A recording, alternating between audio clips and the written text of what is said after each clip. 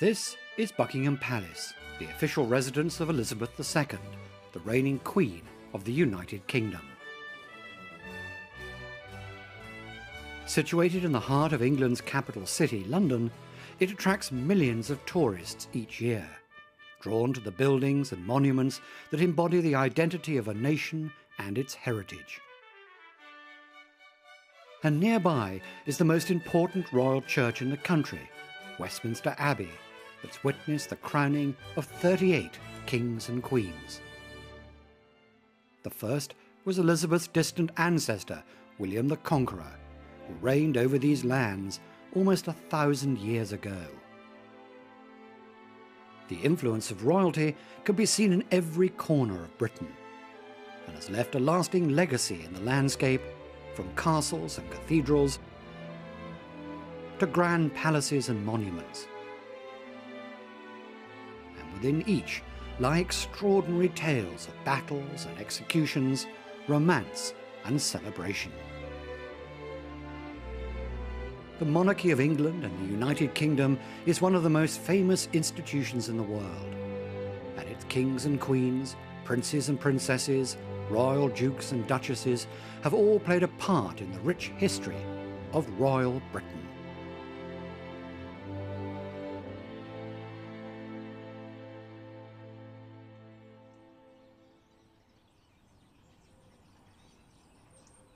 The monarchs of the medieval era held the solemn belief that they were chosen and protected by God. But in reality, it was guile and military might that determined who ruled this coveted island. And for the 11th century King Harold, life was one long struggle against those who wished to depose and replace him. Having defeated the Vikings here in the north of England, the Saxon king marched his battle-weary armies south, where a more formidable pretender to the throne awaited him. A Norman duke, destined to become the King of England and best known as William the Conqueror. His massive invasion force had sailed from France and landed here at Pevensey Bay, before being led to this field where the famous Battle of Hastings took place in September 1066. Harold, the Saxon king, was slain with an arrow through his eye on this ridge, where William later built an abbey to celebrate his victory. Once William the Conqueror was crowned king, he set about building castles, the likes of which had never been seen by the fear-struck people of England.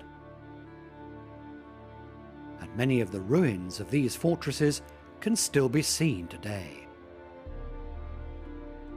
William intended such places to instill fear of the new order, and they rapidly consolidated his oppressive hold on the country. Within the massive stone walls, a terrible death by torture awaited any who opposed the king. The Anglo-Saxon Chronicle, a history of the times, says of the Normans, "They filled the whole land with these castles, and when they were made, they filled the castles with devils and wicked men." The best known and best preserved is the Tower of London. Dominating the skyline at the time, it served as a symbol of the king's power. Within 20 years of the Battle of Hastings, 49 major castles had been built. By King William's death, fortresses were rising up all over the country. But less than 100 years later, a new dynasty came to the throne and a new king, Henry II. An able ruler, he set out to unify the land as well as restore law and order. Despite some tremendous achievements, Henry is best remembered for a terrible misunderstanding which led to a bloody murder within the walls of England's most important religious building, Canterbury Cathedral.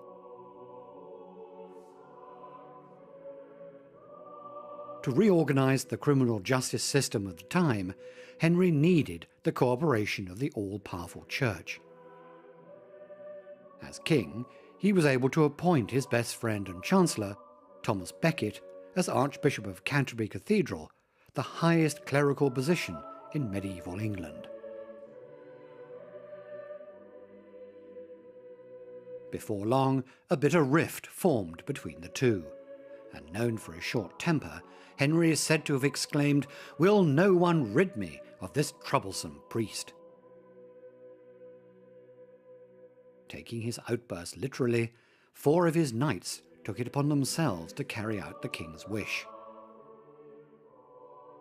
On the 29th of December 1170, they rode out to the cathedral, where they brutally murdered Becket. He was declared a martyr and a saint by the Pope in Rome. Henry sought penance for the killing of his friend by walking barefoot through the streets of Canterbury. At the cathedral, he prayed while monks beat him with branches.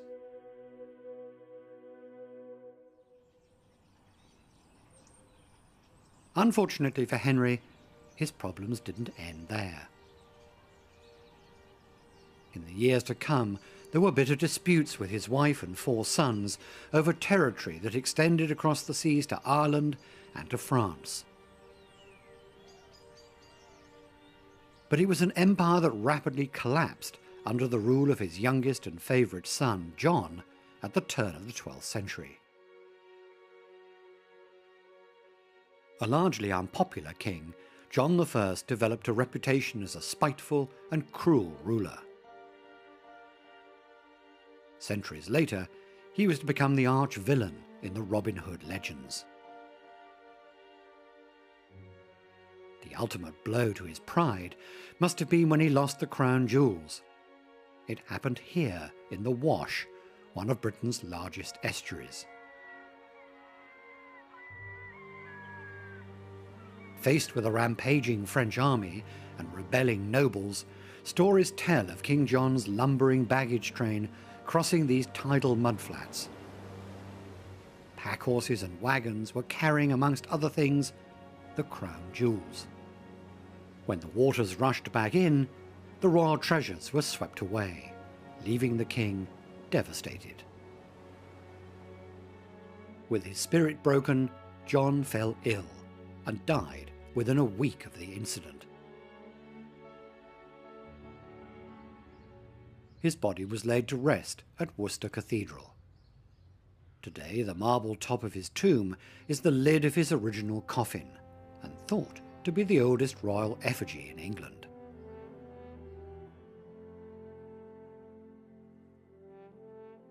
King John had left the country in a state of chaos and anarchy, with London already under French control. Fearing the crown would now fall into foreign hands, John's 9-year-old son Henry was rushed to Gloucester Cathedral to be made King of England on the 28th of October 1216. It was a quick and simple coronation, attended by only a handful of noblemen and bishops. And since the actual crown had been lost in the Wash by his father, a simple gold band was placed on the child's head. For poor Henry III, it was the beginning of a long and troubled reign. It was the warrior King Edward I who finally brought peace to England. And once that was done, he set out to claim the rest of Britain. In 1277, Edward invaded Wales with a massive army, forcing the Welsh prince to surrender. To serve as a symbol of English dominance over the Welsh, he built a royal seat of power, Carnarvon Castle. Proclaimed the Welsh capital, Carnarvon was built with grand accommodation intended for future English royals. And it's also here that Edward founded the tradition for the title of Prince of Wales to be given to the eldest son of the English monarch.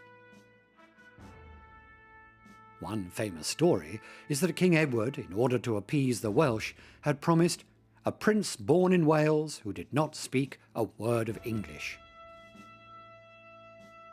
Keeping his pledge, the king produced a son born within these walls who, being a baby, couldn't yet speak a word of English, or any other language for that matter.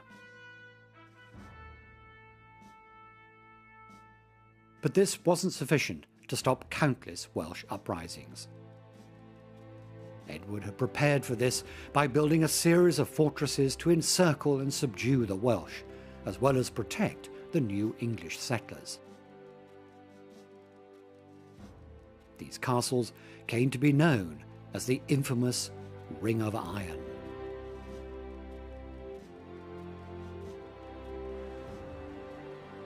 It was the biggest military building project of medieval Europe, culminating in Edward's most ambitious and innovative castle, Beaumaris. No expense was to be spared. Work started in 1295 and continued for 35 years, with over 3,500 workmen employed at the peak of construction. As well as a moat and numerous arrow slits, the entrances were protected by holes from which hot oil could be poured over Welsh attackers. However, the castle was never actually completed, and what we see today aren't so much ruins as work that was in progress until money simply ran out, when the king turned his attention to the wars in Scotland. Unlike Wales, the outright conquest of Scotland eluded the elderly king, right up until his death near the Scottish border on the way to battle. It was a fitting end to one of the greatest military commanders of the Middle Ages. In stark contrast, his son and heir, Prince Edward of Carnarvon, died in a prison cell here at Berkeley Castle. More interested in leisure activities than the art of war, Edward was deposed by his wife and her lover and held here for 5 months before his grisly murder in 1327.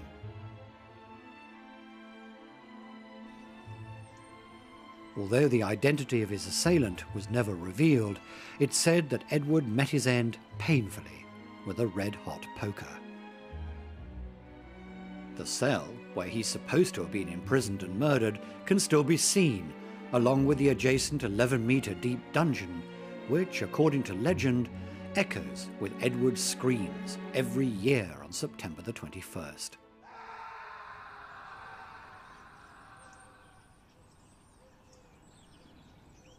The murdered king had left a son and heir to the throne, Edward III, in whose name his mother, the Queen, and her lover, Roger Mortimer, ruled.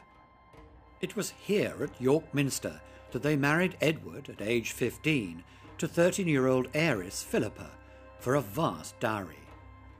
The Queen was secretly planning to use the money to fund an invasion force which would overthrow her son. However, the boy had been fond of his ill-fated father, and little did the scheming couple know Edward would be their undoing, just days before his 18th birthday. One night in October 1330, he entered Nottingham Castle through a subterranean passage and arrested both Roger Mortimer and the Queen, who is said to have pleaded, "Fair son, have pity on the gentle Mortimer." However, Mortimer was transported to London and duly hanged on the site where Marble Arch now stands. He was charged with treason, as well as the murder of young Edward's father, the former king.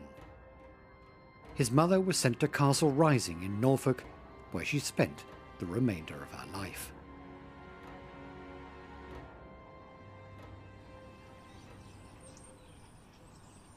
These are the remains of one of the greatest palace fortresses in England, Kenilworth Castle. Linked with some of the most important royals in British history, it was the favourite residence of the 15th century king, Henry V. Here in 1414, Henry, then aged 28, famously received a curious gift from the French king, a box of tennis balls. The intention was to openly mock Henry as an immature youth rather than a worthy monarch. But the prank was to backfire horribly for the French king, Charles VI. It's said that the insult incited Henry to lead his army to victory at the notoriously bloody Battle of Agincourt in France, which eventually led to Henry's claim to the French throne.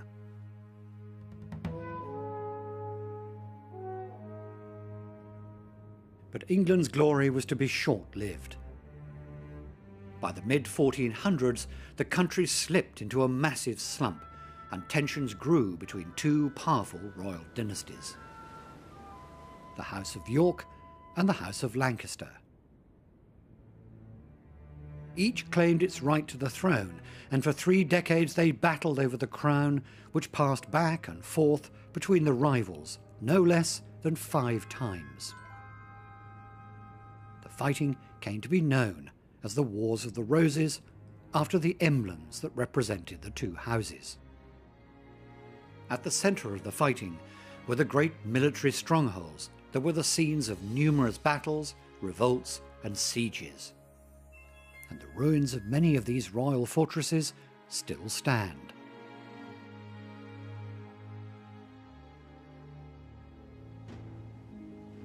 The royal castle at Bamber rears up on a rocky plateau looking out over the North Sea. It was originally built to defend the north of England against the Scots. But during the Wars of the Roses, Bamber served as a key stronghold for the Lancastrians, who fiercely resisted wave upon wave of attacks by the Yorkist army of Edward IV. Despite a lengthy siege, the medieval castle proved no match for a new generation of weapon, the cannon. The Yorkists bombarded the fortress walls with their great guns, and the garrison eventually surrendered. Bamber was one of the first castles in England to be defeated by artillery. Though Henry VI of Lancaster managed to flee the castle, its commander was pulled out from under the rubble and executed as a traitor. In the following centuries, much of Bamber Castle was restored and rebuilt.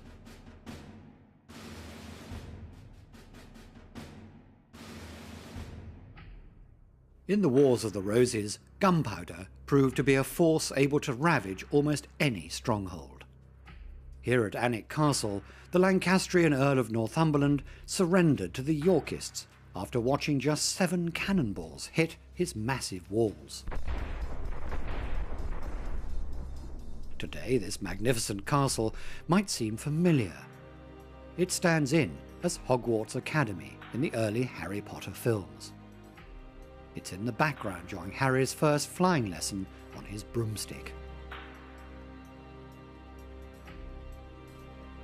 Alnwick remains the family home of the Dukes of Northumberland, making it one of the largest inhabited castles in Europe.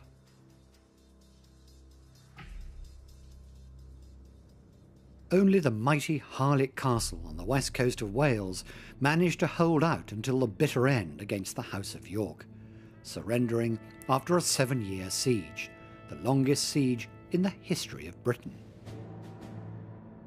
One likely reason it was able to resist being taken for so long was because the waters, back in the 15th century, may have actually lapped the cliffs on which the castle sits. This not only added protection, but also enabled supplies to get to Harlech by boat. But the most extraordinary thing about the siege was that the castle was defended by just 40 men, against an army of 1,000 English soldiers. They became known as the Men of Harlech, inspiring a famous song that's still a national rallying point for the Welsh today. This last battle consolidated the reign of the Yorkist king, Edward IV. There were no further rebellions after Edward's restoration to the throne, and the Lancastrian line had virtually been extinguished. The only rival left was Henry Tudor, who was living in exile. It wouldn't be until Edward IV's death in 1483 that England's monarchy would once more be plunged into turmoil. This grand medieval ruin is Ludlow Castle, set in the picturesque English county of Shropshire. It's now best known for outdoor Shakespeare plays, as well as its annual food and drink festival held in the grounds. But during the Wars of the Roses, this fortified royal palace was the principal seat for the House of York. It was also where Edward IV's 12-year-old son and heir, the Prince of Wales, was being raised and educated. When word reached Ludlow of the king's death, it triggered a chain of events that ultimately led to the mysterious disappearance of the prince and his younger brother, something that has forever intrigued historians, the story of the Princes in the Tower. They had been under the protection of their uncle, Richard, Duke of York, who was to escort the boy king and his brother to London for the coronation. But the crowning never took place, since their uncle wanted the throne for himself.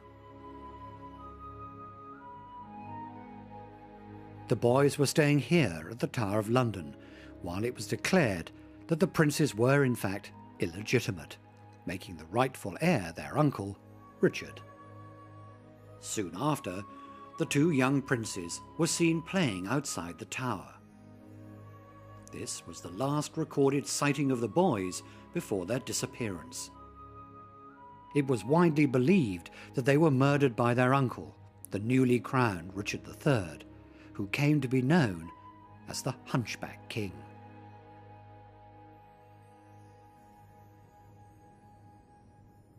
But his reign lasted only 2 years before the re-emergence of the House of Lancaster and his exiled enemy, Henry Tudor. The final and dramatic confrontation between the two houses of York and Lancaster took place on August the 22nd, 1485, in central England.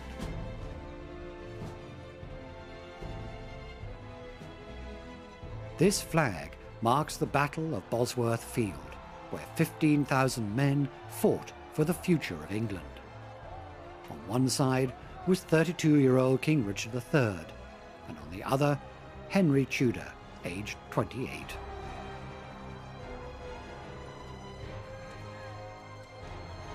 Henry, having rallied an army of 5,000 soldiers, was still outnumbered 2 to 1. He also knew that a victory wasn't enough. Only the death of Richard would present him as the new monarch. The engagement was fierce and bloody. Accounts tell of Richard fighting bravely and even coming within a sword's length of Henry before finally being surrounded and slain. His crown was taken from his dead body and placed on Henry Tudor's head, proclaiming him King Henry VII. His victory heralded the new dynasty of the Tudors, a 117-year reign which brought enormous change to the country, as well as great wealth and power.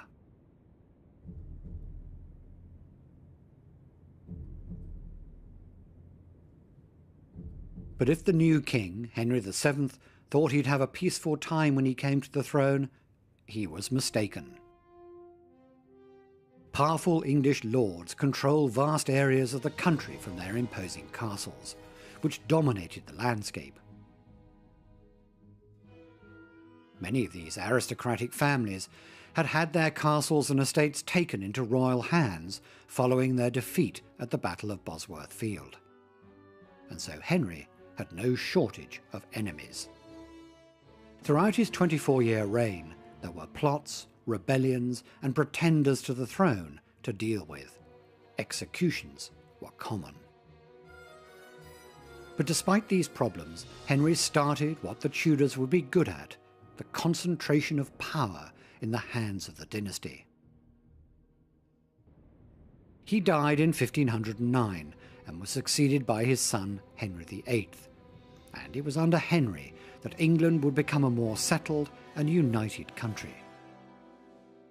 As a result, there was a decline of castles and the first flowering of great Tudor houses that were designed for comfort rather than defence. This can be seen at Compton Wynyates in the English county of Warwickshire.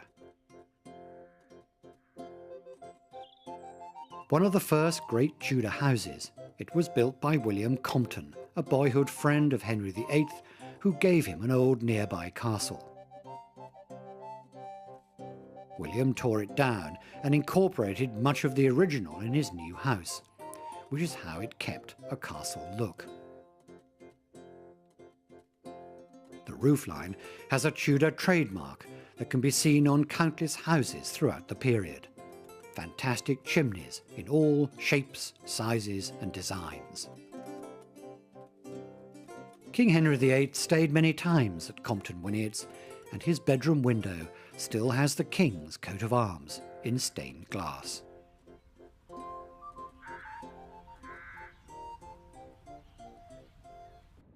But there was one house being built that was so opulent and audacious that it even made the King envious.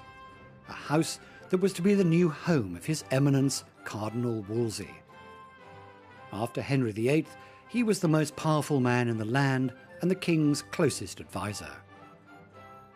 As a result, he was able, through patronage and corruption, to become immensely rich and build one of the grandest palaces ever seen in England, Hampton Court. In this enormous house, he could entertain on a lavish scale. It rivaled Henry's court, and it angered the king. Wolsey's eventual downfall came when he failed to persuade the Pope in Rome to grant Henry a divorce from his first wife because she couldn't present him with a son. As he felt power slipping from his hands, Wolsey offered the king his house. Henry took it, and eventually had Wolsey arrested, but he died before Henry could execute him.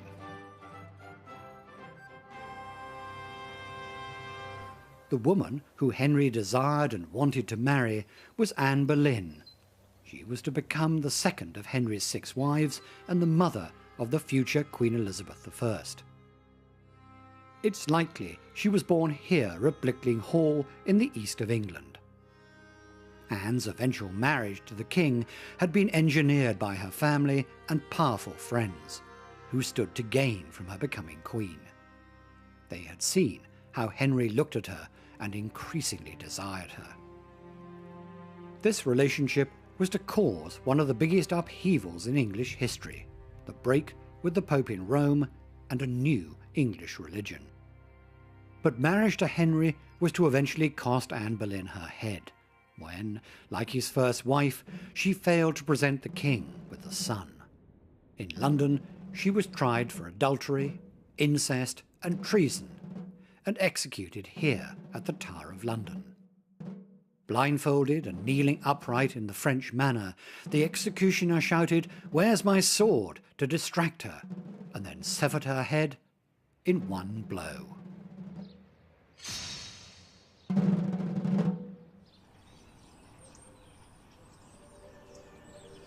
These are the ruins of Fountains Abbey in the north of England. It's not ruined through neglect, but because Henry VIII ordered its destruction.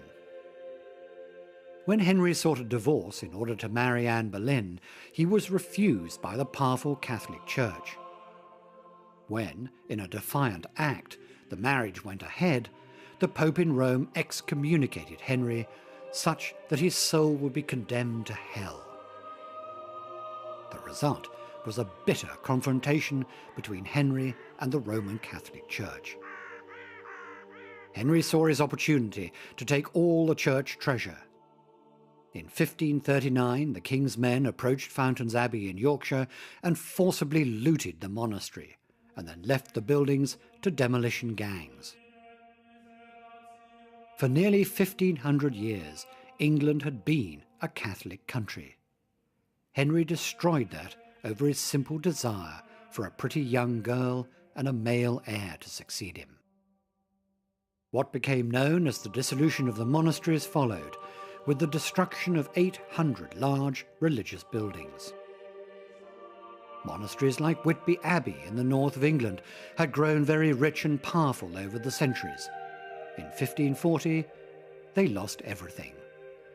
Where monks resisted this desecration, they were often cruelly put to death, as a gruesome reminder to others not to resist the king.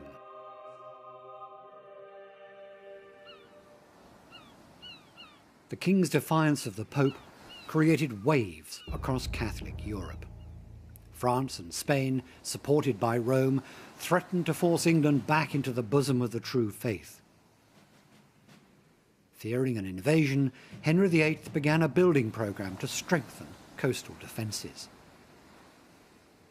On the island of Lindisfarne, off the coast of Northumberland, the stones from a nearby ruined abbey went to build a new style of castle on a rocky crag. The castle, now converted into a house, is more of a small military fort. And one of the reasons for this change was the development of artillery, which meant the end of the old-style fortresses like Bamber Castle. Its sheer size made it an easy target for cannon fire. It meant a new design of castle was needed. These would be low-lying, more compact, and as a result difficult to see and hit. Henry built 20 of them along the south coast, facing France along the English Channel. Deal Castle is a superb example. These forts used powerful new cannon to destroy an enemy before they landed on the beach. They also had the ability to defend an attack from land. The design is in the shape of two clover leaves, one larger than the other. This pattern creates 145 openings for cannon and firearms. This was a castle built purely for defence and not for living in. In fact, the castle was so efficient that it took only one officer and 24 soldiers to run it. Two more Tudor castles that still survive were built to protect Falmouth Harbour in the southwest of the country, which was an important Tudor naval port. St Maur's Castle on the east side and Pendennis Castle on the west. They were both capable of blowing an enemy ship out of the water if it tried to enter the harbour. All along the south coast there are examples of these impressive forts. Henry VIII's reign also marked the birth of English naval power. In 1540, he built the first naval dock in Britain at Portsmouth, and it's been home to the Royal Navy ever since. Its Tudor heritage can still be seen in the fortresses that guarded these waters. Southsea Castle is situated on a headland outside the harbour entrance, as this was a perfect position to protect the harbour from any invading ships. The River Thames was also a key location for shipbuilding. Given Henry's fascination and love of warships, he'd frequently visit the dockyards not far from his favourite palace at Greenwich. The Tudor palace was demolished in the 17th century. The old Royal Naval College now stands on the site that was originally the birthplace of both Henry and his daughter, Elizabeth.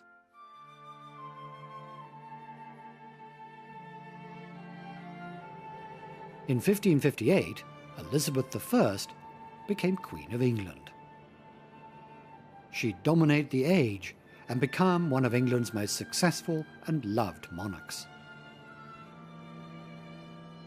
But as a Protestant, Elizabeth, like her father Henry VIII, became the enemy of Catholic Europe, which included elements of Scotland.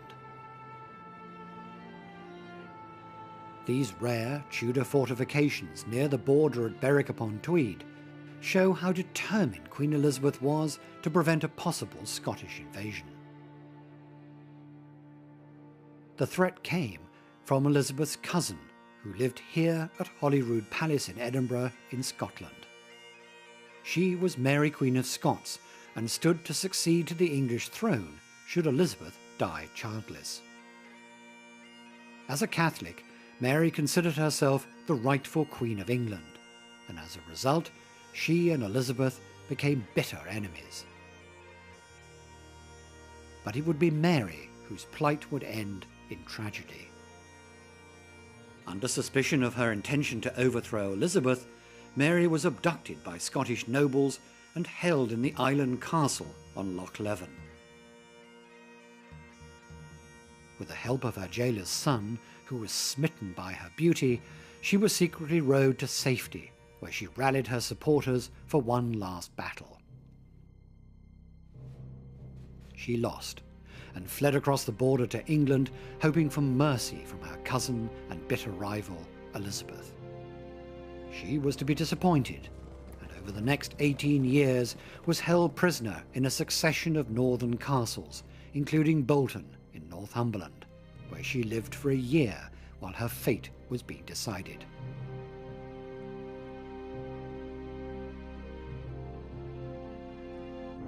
Finally, after accusations of plots against Elizabeth, she was put on trial and executed. It's said that when Mary's executioner asked for forgiveness, she replied, "I forgive you with all my heart, for now I hope you shall make an end to all my troubles." With her throne secure, Elizabeth's power and prestige grew, but curiously, she was also noted for her careful spending. The Queen built no palaces for herself. Instead, eminent households like Ingatstone in Essex and Burghley in Cambridgeshire would be granted the honour of inviting the Queen and her massive entourage. Lavish entertainment was always expected, and the costs were vast. But many nobles begged off the pleasure of her stay for fear of bankruptcy. Others saw it as an opportunity to boost their social status and built grand houses specifically for the occasion. Like Kirby Hall, largely designed to entice the Queen, but after spending a fortune on expensive glass and fine gardens, she never came. Today, Kirby Hall lies in ruins. The family simply couldn't maintain the upkeep and eventually lost their wealth to gambling, and the house was left to rot. It's since become an historic site, and the formal garden has been restored. For Elizabeth, the threat of an invasion from Europe continued to loom large on the horizon. The Spanish king saw the Protestant Elizabeth as a heretic, and with the Pope's blessing, an armada of 130 ships set sail from Spain for England in the summer of 1588. When the fleet was first sighted off St. Michael's Mount in Cornwall, a fire was lit on the church roof to signal an invasion. Visible for miles, a rapid succession of similar beacons were lit, alerting not only the naval bases, but also Elizabeth in London, that England was about to be attacked. The response was swift and decisive, and proved disastrous for the slow and cumbersome Spanish armada, which was no match for the small and manoeuvrable English ships. Moreover, a vicious storm drove the Spanish into the dangerous waters of the Pentland Firth in Scotland, where looming cliffs and rocks awaited them. It's thought that up to 20,000 Spanish sailors and soldiers died, and the failed invasion has gone down in history as one of the worst ever naval disasters.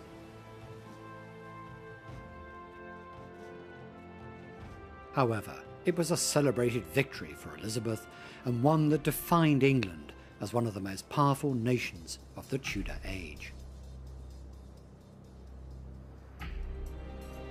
When the Queen died in 1603, the age of the absolute rule of the monarch died with her, because a new power was emerging in London that rejected the King or Queen's divine right to rule. This is the Palace of Westminster. Just as it is today, it was in the 17th century the seat of Parliament.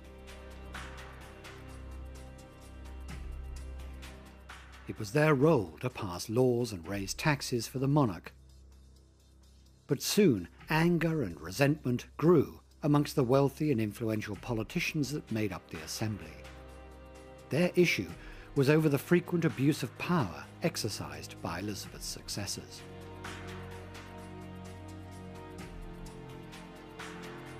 It ultimately led to the Civil War of 1642, resulting in the beheading of Charles I. With the monarchy removed, his son, also Charles, was forced to flee for his life. He famously sought refuge at Boscobel, hiding first in a tree, which is now known as the Royal Oak, and then spending the night in the attic of the house. Charles then travelled on in disguise via other safe houses before escaping to France. After an 11-year spell of England as a republic, Parliament decided to restore the monarchy, albeit in a much weaker form. The age of the monarch's absolute power was over, but with the restoration came a new era of architecture inspired by the great royal buildings of Europe, like St. Paul's Cathedral in London. Charles had returned as king to public acclaim, and in this era of optimism he was determined to match the grandeur of anything he'd seen in Europe whilst in exile. He commissioned the undisputed genius Sir Christopher Wren to rebuild the Gothic St. Paul's Cathedral after it was burnt down during the Great Fire of London in 1666.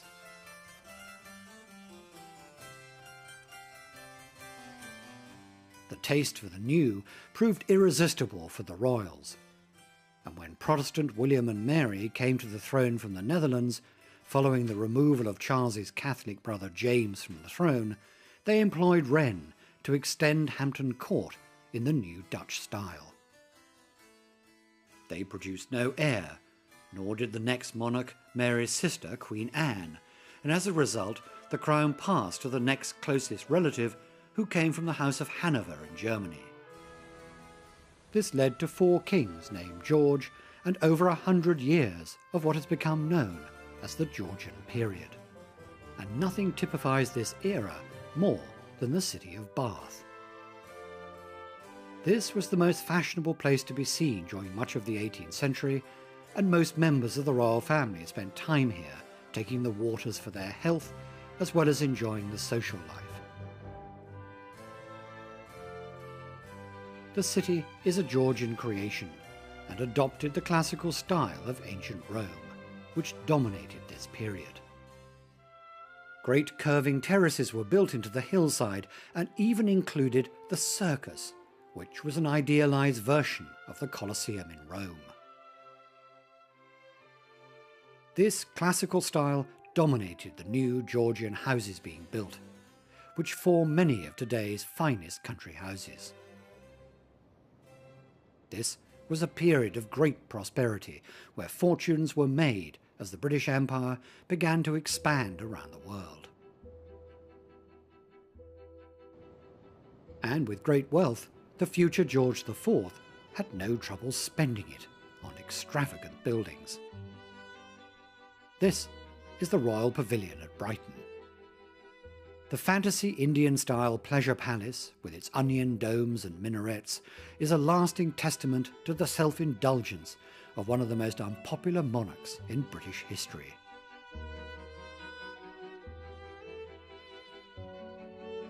He built the pavilion as a retreat from London.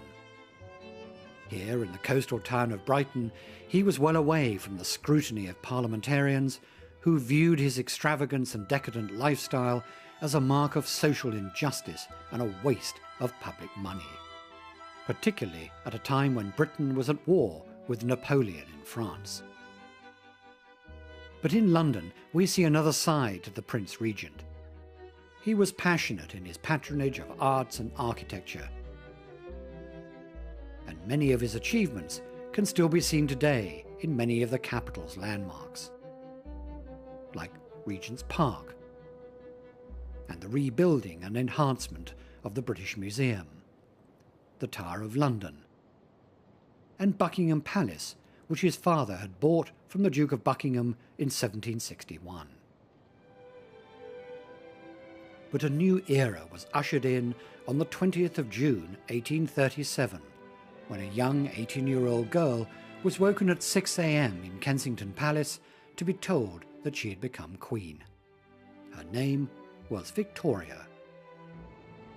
She later married a cousin from Germany, with whom she'd fallen in love as a girl, Prince Albert of Saxe-Coburg and Gotha.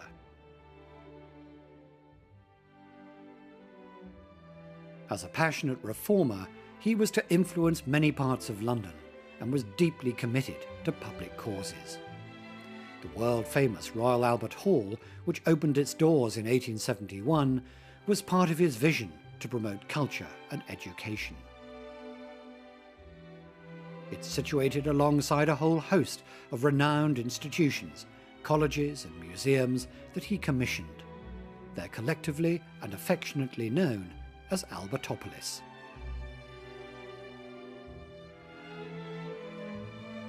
And just to the north of the Albert Hall lies the highly ornate Albert Memorial.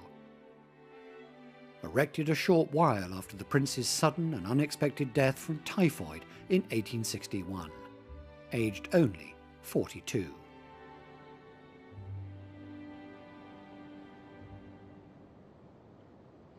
Grief-stricken Queen Victoria never recovered from the loss of her husband.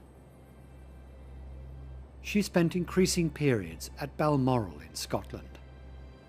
Albert had designed and closely supervised the construction of this grand baronial-style castle to serve as their summer residence. And it was here that Victoria began to depend on a local servant, John Brown, who became one of her closest companions during her long period of mourning. After her husband's death, Queen Victoria reigned for a further 40 years, a period marked by a great expansion of the British Empire. She spent her last days here on the Isle of Wight at Osborne House, that had been once again designed by her long-departed husband. Victoria died in 1901 as the longest-serving female monarch in history. A reign of over 63 years.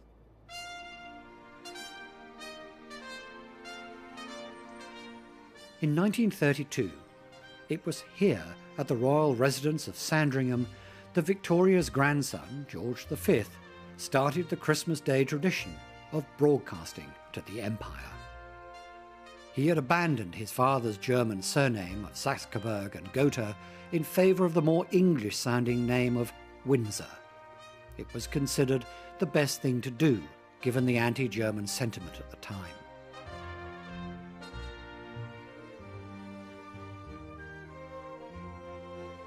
And it's the House of Windsor that's reigned over the United Kingdom since 1917. Many royal events have marked this period, not least the abdication of the current Queen Elizabeth's uncle, Edward VIII, because he wished to marry an American divorcee. And the stammering address given by Elizabeth's father, George VI, made famous in the 2010 film The King's Speech on the site of the old Wembley Stadium.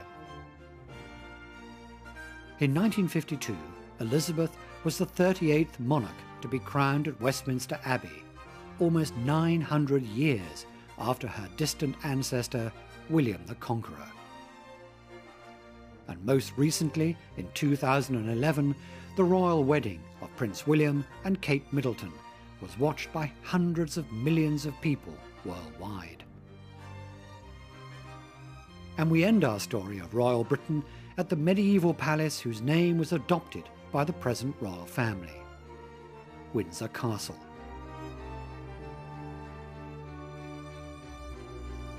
As the Queen's preferred weekend home, it's the oldest and largest inhabited castle in the world, where today over 500 people live and work. It's here that the present monarchy is truly linked with its past, with a history going back almost 1,000 years. Originally built by William the Conqueror after his invasion of England, it's been a royal residence ever since, and the final resting place of 10 monarchs, including Henry VIII and his favourite queen, Jane Seymour. Elizabeth I entertained dignitaries here, and for a while it was even used by parliamentarians during the English Civil War as a prison to hold Charles I before his beheading. The extravagant George IV rebuilt the castle at vast expense, and it was the refuge for the royal family during the bombing campaigns of World War II. And after centuries of trials and tribulations, this great castle continues to thrive. A fitting place to end this story of royal Britain.